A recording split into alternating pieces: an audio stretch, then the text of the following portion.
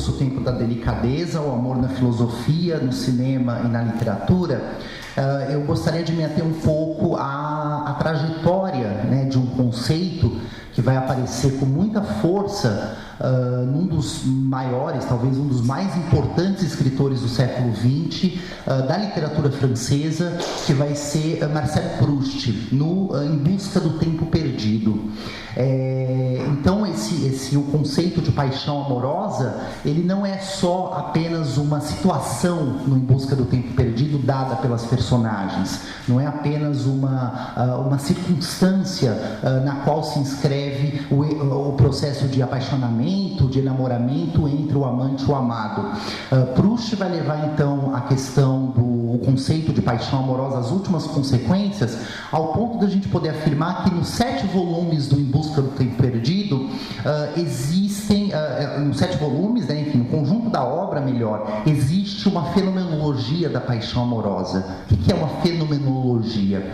A tradição filosófica entende fenomenologia como o discurso ou enfim, um estudo racional de como o fenômeno aparece, de como o fenômeno se manifesta. Então, quando nós estamos falando de uma fenomenologia da paixão amorosa, trata-se de entender como que o fenômeno da paixão amorosa se manifesta no mundo da concretude, no mundo material, no mundo sensível, nesse mundo no qual nós estamos inseridos.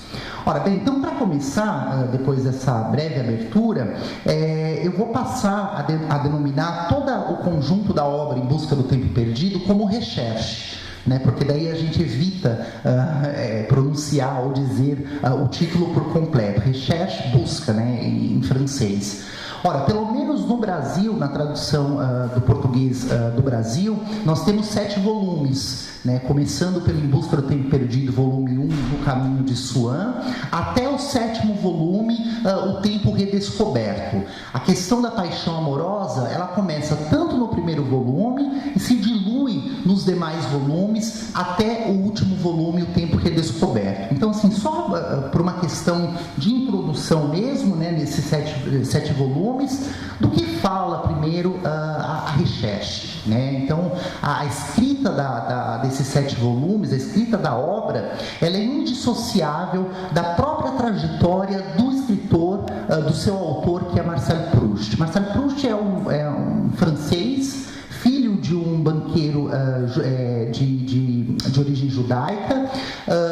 A mãe dele é de origem judaica, o pai era banqueiro, então foi criado numa alta burguesia francesa, teve acesso aos melhores colégios, à melhor literatura, o aprendizado das letras, das línguas, conviveu na alta sociedade, tanto a alta sociedade da alta burguesia, quanto também de uma aristocracia remanescente naquela virada do século, que ficou conhecido na história como Belle Époque. Então ele viveu a transição desse século XIX para o século XX.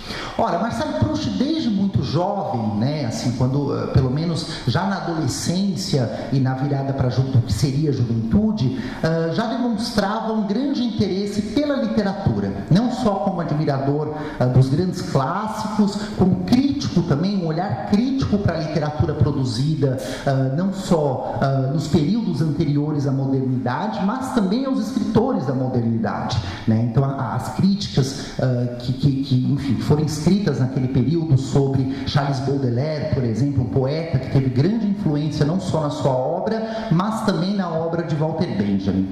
Olha, então, desde muito jovem, ele demonstra essa sensibilidade para o que é ser escritor, para a vocação de ser escritor. O tema da vocação vai ser muito importante para os 7 volumes e para a vida de Marcel Proust, porque trata-se de saber, vocês vão perceber isso no filme Um Amor de Swan, mas também ao ler o próprio romance, ao ler a biografia de Marcel Proust, trata-se de saber o seguinte: a sociedade, ela impõe certos desejos e certas vontades aos indivíduos, né? Então a vocação seria uma espécie de chamado do destino, no qual é um destino que na realidade é um destino aberto, porque você pode ou não consumar aquela vocação, né? Isso significa que você não consuma essa vocação quando há uma demanda do mundo externo, ou seja, as obrigações, os deveres, as paixões, os amores, tudo aquilo que nos afastam do nosso caminho, que é, ou da nossa vocação, no caso de Marcel Proust, que é tornar-se escritor. Então ele experiencializou isso na sua própria trajetória, o desejo de dar vazão à sua vocação, mas ao mesmo tempo, como filho da alta burguesia, frequentador do grande mundo, né, e do demi-mundo também muitas vezes, né, da alta sociedade parisiense, ele se via então nesse impasse diante de uma espécie de adiamento daquela tarefa e da sua vocação. Bom, se entregando aos prazeres noturnos, às festas, à vida nos salões, à frequentação dessa sociedade, depois as paixões que fazem com que o escritor Marcel Proust perca tempo para iniciar a escrita da sua obra. Por volta dos 40 anos de idade, entre a década de 10 e a década de 20, muito já doente, já debilitado, já decepcionado com a sociedade, já decepcionado com todas as paixões e todos os amores, ele decide então se recolher em seu apartamento em Paris, na presença da sua empregada, enfim, a pessoa que continuou com ele ali até os últimos dias, muito debilitado, e passa então a escrever o que seria o Em Busca do Tempo Perdido. Evidentemente que antes ele já tinha se aventurado em escritas de contos, de crônicas, como por exemplo na que tem publicada no Brasil, que chama-se O Fim do Ciúme, mas que na realidade é uma coletânea de contos que pertence a um livro chamado Os Prazeres e os Dias. Mas todas tentativas que não tinham chamado muita atenção ainda da crítica literária e nem do mercado editorial. Em Busca do Tempo Perdido, a gente pode dizer que é a sua obra-prima, né, no sentido de obra-prima, como tinha para o mundo medieval e para a Renascença. O que é a obra-prima? A obra-prima, ela é a primeira obra, né? Era a obra que o artífice, que o artista tinha que fazer para provar a sua técnica, e aquela primeira obra-prima de primeira, né, ela deveria ser inigualável, deveria ser inigualável tanto em termos de técnica, mas de forma e também de conteúdo. Bom, então, Em Busca do Tempo Perdido é a sua, talvez o seu único romance, se assim a gente pode dizer, que tem um conjunto da obra, mas também a sua obra-prima. Ora, Em Busca do Tempo Perdido, né, que contexto de mundo é esse? No qual então Marcel Proust se coloca para escrever, como diz Walter Benjamin no ensaio A Imagem de Proust, ele dormia durante o dia e à noite ele escrevia. É o trabalho de Penélope, né? O Benjamin vai dizer que Proust é a Penélope moderna. Por quê? Porque, como estamos bem lembrados das últimas aulas, Penélope também tecia durante o dia e destecia à noite. E aí o Benjamin vai dizer que esse trabalho de Penélope é um trabalho também de rememoração, de volta ao passado, de trabalho da memória, mas é também um trabalho de esquecimento, porque a memória ela opera, pelo menos nesse sentido, por um lado, do relembrar ou do lembrar, mas também do esquecer, né? Essa foi a grande descoberta da psicologia moderna, que uma consciência ela não suporta somente a lembrança, ela não suporta somente lidar com a memória no sentido daquilo que se lembra, ela precisa também esquecer, porque é todo o trabalho de elaboração desse passado que, de uma outra maneira que não nos cabe aqui aprofundar, a psicanálise vai explorar muito bem, sobretudo o Freud naquele texto sobre a questão da elaboração. Ora, dito isto, então, que mundo, que sociedade é essa da modernidade, da virada do século XIX para o século XX, que Marcel Proust, então, se põe a escrever a recherche? Ora, Em Busca do Tempo Perdido significa duas coisas, né, se a gente for parar para pensar. Tempo perdido é o tempo que se perde com as demandas do mundo, com a externalidade, com a demanda do outro, com as imposições da sociedade e, mais ainda, imposições essas que são causadas por um desconhecimento do nosso próprio eu. Então, é a perda de tempo, no pior sentido da palavra. Tempo perdido também, para o Proust, tem um outro significado, que é um tempo que não volta mais. O passado, por mais que nós tentemos elaborá-los, por mais que nós tentemos todo um processo de memória ligado aos arquivos, pensando aí na historiografia ou nos combates que foram travados e que acabaram em fracasso, ou seja, o passado ele não tem como. O Horkheimer vai dizer, olha, os mortos já estão sepultados, o que fazer então no mundo no qual os mortos já estão sepultados? Dignificar a memória deste morto, ou seja, elaborar uma outra relação com o passado. Então esse tempo que se perde é também um tempo perdido no sentido de um tempo que não volta mais. E um tempo que não volta mais, que tempo é esse no caso da sociedade parisiense da virada do 19 para o 20? É a própria transformação, primeiro, da burguesia enquanto classe social dominante e segundo, é uma própria transformação do capitalismo. Eu vou explicar então o primeiro ponto. Ora, depois da Revolução Francesa, como nós bem sabemos, a burguesia finalmente, no que diz respeito à França, se emancipa em 1830, quando Luís Felipe chega ao poder. É o auge da burguesia no sentido econômico, político, cultural, artístico. Ela realmente vai se tornar aquilo que Marx chama de classe dominante, enfim, a classe que detém o poder político, o poder econômico, cultural e ideológico.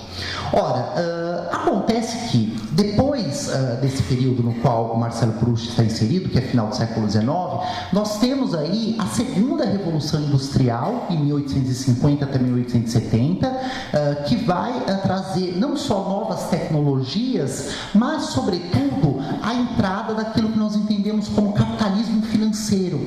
Já não é mais o capitalismo industrial, lá da primeira revolução do início do século XIX, é o capitalismo financeiro, ou seja, agora todas as transações comerciais e financeiras, elas são mediadas não apenas mais pela mercadoria, mas por esse princípio abstrato que é o dinheiro. Se a gente for parar para pensar hoje, nas transações online, digitais, no qual você já não tem mais quase uso da moeda em papel. Naquele período isso já está colocado, e qual a consequência disso? A consequência é que, se na Revolução Industrial você tinha ainda a percepção quem eram os donos dos meios de produção, quem era o burguês, você conseguia delimitar a figura do burguês, dizer a quem pertencia aquele meio de produção, tanto que você vai ter uma literatura muito vasta no início até o meio do século XIX, que vai explorar a questão da figura de quem é o burguês, o Balzac, o Flaubert, enfim, você tem toda a literatura até os anos 70 do século XIX, é a literatura que vai realçar, que vai buscar traçar a gestualidade da burguesia. Era perceptível ainda quem era o burguês. Ora, a partir da segunda Revolução Industrial até o finalzinho do século XIX, início do século XX, com o capitalismo financeiro, significa que agora os homens perderam, a sociedade perdeu o total controle sobre aquilo que ela produz. Ou seja, a mercadoria, o caráter de fetichismo da mercadoria, o próprio capital, o próprio sistema econômico capitalista se torna cada vez mais abstrato, ao ponto de, só abrindo umas aspas, depois da Segunda Guerra Mundial, com o capitalismo tardio, a gente já não conseguir mais dizer quem é a burguesia e quem realmente detém os meios de produção. Se pararmos para pensar hoje, quem é o burguês? Quem é aquele que detém os meios de produção? Ora, Proust percebe isso. Por quê? Porque ele percebe que é um mundo que está em processo de transformação, é um mundo que, de uma certa maneira, uma tradição que já vinha sendo rompida desde a Idade Moderna, mas que vai se intensificar essa tradição, no caso da França, na modernidade do século XIX, começa a mudar a sua face. Tanto que ele expõe, nos 7 volumes, um tema que vocês vão perceber no filme Um Amor de Swann, a questão do caleidoscópio social. O que é o caleidoscópio social? O caleidoscópio social, imaginemos o que é um caleidoscópio, dependendo da maneira como você articula, ele vai apresentar outras cores, outras figuras.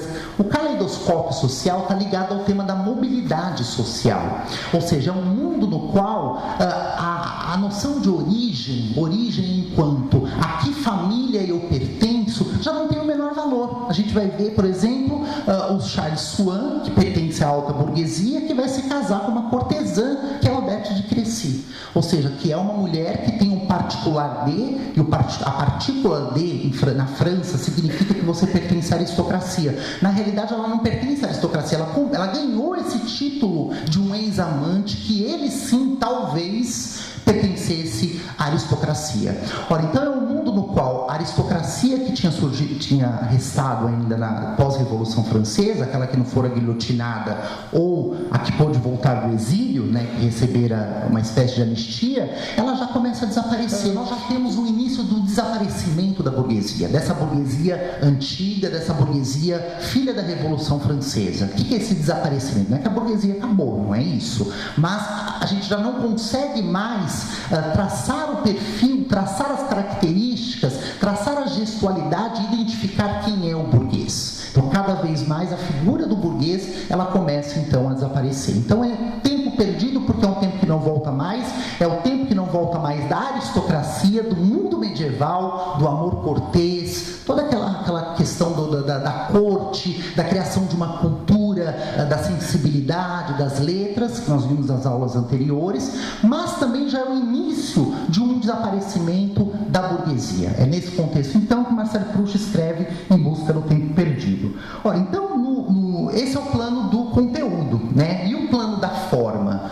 Ora, são 7 volumes, como eu disse para vocês. Em vários momentos ele vai dizer, Proust era um grande admirador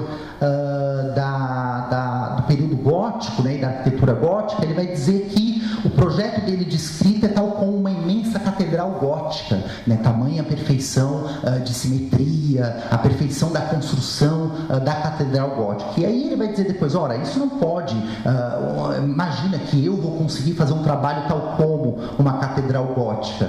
Esse trabalho é um vestido, na realidade, né? Está lá no finalzinho, no tempo redescoberto. Por que um vestido? Porque, se a gente for parar para pensar, um vestido ele é composto de partes. Né? Temos aqui várias pessoas que trabalham com moda, com estilismo. Um vestido ele nada mais é do que o processo de feitura do desenho, a modelagem, ao molde, nada mais é do que tentar dar uma certa unidade àquilo que ainda não tem unidade, ao múltiplo, a esses pedaços de tecido.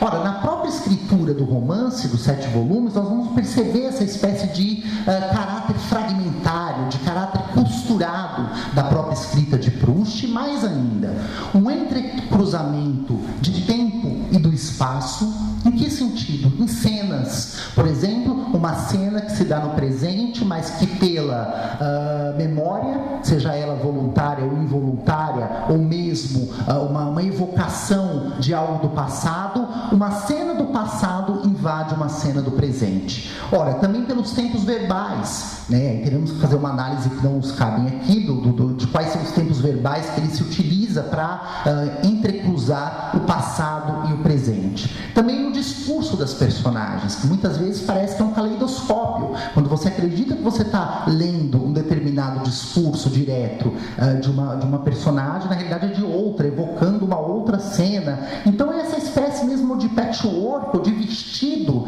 que só vai talvez fazer sentido quando o próprio narrador do romance, que não é nomeado, né, durante todo o romance, o nome do narrador só é nomeado uma vez, que é Marcel, que é o nome do próprio Proust, porque na realidade, o Em Busca do Tempo Perdido, e isso é uma discussão entre os pesquisadores de Proust, que eu não vou me ater aqui, porque tem gente muito gabaritada fazendo esse trabalho, que é em que medida a obra ela é um espelhamento daquilo que Marcel Proust, o autor, viveu, e em que medida ela não é, né? Ou seja, alguns vão dizer, o Guilherme Inácio, que é um pesquisador da Unifesp, um dos maiores pesquisadores de Proust no Brasil,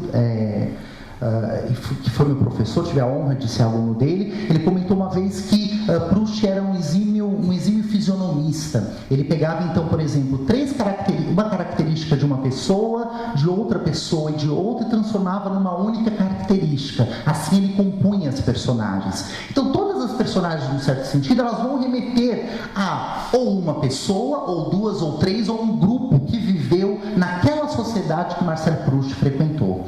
Ora, então esse trabalho de Penélope, como o Walter Benjamin bem diz, com esse entrecruzamento do tempo e do espaço, ele traz não só a questão da rememoração ou da lembrança, como do esquecimento.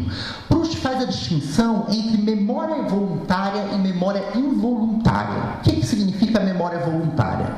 A memória voluntária é a memória, é a lembrança, é a memória a serviço da inteligência. Ou seja, quando precisamos recordar, nos lembrar de algo do passado e evocamos um determinado ponto para nos lembrarmos daquilo. A fotografia, ele vai dizer, é memória voluntária. Por que é memória voluntária? Porque basta que olhemos a fotografia, nos situemos no espaço e no tempo, que nos lembraremos então do ocorrido naquele passado. Ou quando eu encontro alguém e digo, estava com você em determinada ocasião, você estava vestindo um casaco vermelho. Lembrei. Ou seja, faço um uso da inteligência, do intelecto, para me lembrar de um ocorrido do passado. E a memória involuntária? A memória involuntária, ela é uma reminiscência, ela é quando o passado, sem pedir licença, invade o presente. Então nós veremos isso no exemplo do romance, quer dizer, no exemplo é quando, na realidade, a partir dali se abre essa catedral, se abre esse imenso vestido, que é quando ele toma no salão dos Guermantes, que ele está aguardando para ser chamado para o sarau, que está ocorrendo, ele aguarda na biblioteca, e ele toma um chá de tilia e come um bolinho de madeleine. O gosto do bolinho de madeleine e do chá de tilia, o gosto, o sabor, olha a questão do sabor aí ligado ao sensualismo que te transporta para uma outra temporalidade, como nós vimos na festa de Babette. Mas também o sabor, mas também o cheiro. E ele não consegue decifrar muito bem o que é aquilo. Ele sente um frêmito, uma espécie de déjà vu, a gente pode dizer. O déjà vu, o que é? É algo que eu já experiencializei, é algo do passado, da ordem do passado, mas que retorna no presente. Pode ser um cheiro de um bolo, de um café, ou de um cheiro de terra molhada que me traz um sentimento, me traz uma espécie de sensação que inicialmente eu não consigo decifrar. E por que eu não consigo decifrar inicialmente? A gente vai ver daqui a pouquinho, quando nós entrarmos na questão da paixão amorosa, porque todo o trabalho de decifração desses signos da memória involuntária dependem do tempo, depende da experiência, depende da passagem do tempo. É só depois que o ocorrido ocorre é que nós conseguiremos então dar sentido ao signo emitido naquela ação. Eu já volto nessa questão, antes eu queria só pontuar mais algumas questões. No Em Busca do Tempo Perdido também nós temos uma alteração da figura do narrador. Ora, se no romance burguês o narrador era aquele que dava um sentimento de continuidade e de totalidade, de coesão, de coerência à obra, basta acompanharmos o discurso do narrador do começo ao fim. Então a personagem começou aqui, passou por isso e teve essa trajetória. Então você tem ali uma espécie de sentimento de continuidade, de um sentimento de transformação das coisas, portanto um sentimento de totalidade da própria existência. Ora, vários comentadores, entre eles o Adorno, sobretudo num ensaio chamado A Posição do Narrador no Contemporâneo, ele vai dizer que isso é uma falsa totalidade, um falso sentimento de continuidade, porque no cotidiano, sobretudo a vida social capitalista do século XIX, ela não permite esse sentimento de continuidade das coisas, esse sentimento de totalidade, esse sentimento de pertencimento, uma vez que esses sentimentos são sentimentos ligados à tradição. E, como nós bem sabemos, a partir da modernidade do século XIX, a tradição que seria essa possibilidade de um sentimento de continuidade entra em declínio. Como que é, então, o narrador de Marcel Proust? É um narrador também que perdera completamente a possibilidade de evocar uma continuidade, uma totalidade das coisas. Ele perdera, inclusive, um referencial objetivo. Já não se tem mais essa separação entre objetivo e subjetivo. Melhor ainda, e aqui eu leio uma passagem do Adorno na posição do narrador no romance contemporâneo. Ele diz o seguinte: o cogito cartesiano, ou seja, a possibilidade do processo de conhecimento dada pelo sujeito, no qual o sujeito ele separa aquilo que é res cogita, aquilo que é coisa pensante, eu pensante, do mundo externo, aquilo que é rex existência, Isso é o cogito cartesiano, né? O cogito cartesiano é provocado como nunca dantes em Proust. A certeza inabalável do subjetivo e do sujeito de conhecimento é levada às últimas consequências. O que isso significa? Significa que eu já não tenho mais um princípio suficiente dado pela razão que me diga que tanto aquilo que eu penso, da ordem do subjetivo, é confiável, quanto aquilo que se passa no mundo externo, do mundo objetivo, também é confiável, é digno de confiança. Ora, tanto que o primeiro volume começa com, e aí o Proust vai ocupar pelo menos umas 50 páginas para narrar esse começo, é o narrador acordando, e toda uma discussão se ele está sonhando, se ele está no sono, ou se ele já está acordado em vigília. Então essa espécie de limiar, em que nada mais é muito, não somos mais capazes de distinguir o que é da ordem do subjetivo, do objetivo, o que é da aparência, o que é da essência, se vocês quiserem. Não existe a lei da adequação. O que era a lei da adequação?